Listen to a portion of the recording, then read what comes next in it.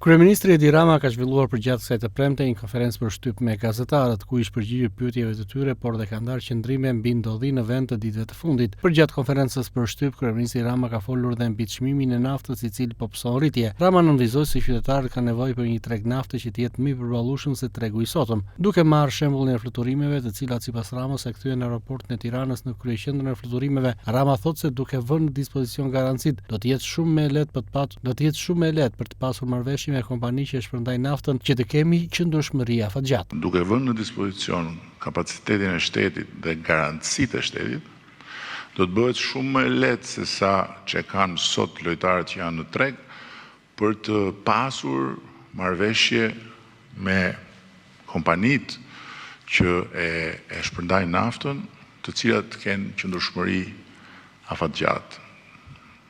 Faktikisht sot ne kemi dhe në proces ligjin e rezervave.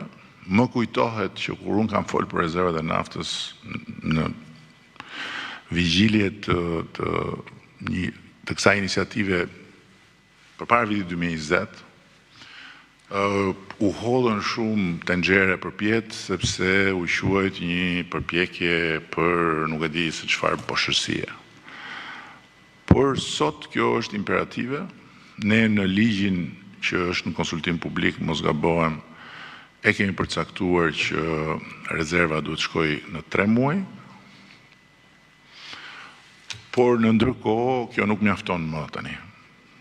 Nuk mjafton më si mas sigurie, se mund t'jetë thjesht një mas e mjaftueshme për momente të tilla, por ne na duhet shkojmë përtej sigurisë.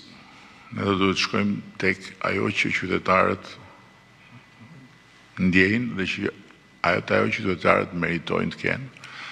Një treg nafte i cili të jetë më i përballueshëm se sa tregu i sotëm. Shumë thjeshtë.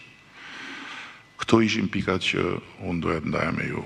Tani natyrisht unë nuk e kam thirrur për t'ju bërë një fjalim dhe për t'ju thënë mirupafshim, por duke qenë i bindur që ju të gjithë do respektoni radhën, duke shpresuar që do të përqendroheni në këto tema, unë do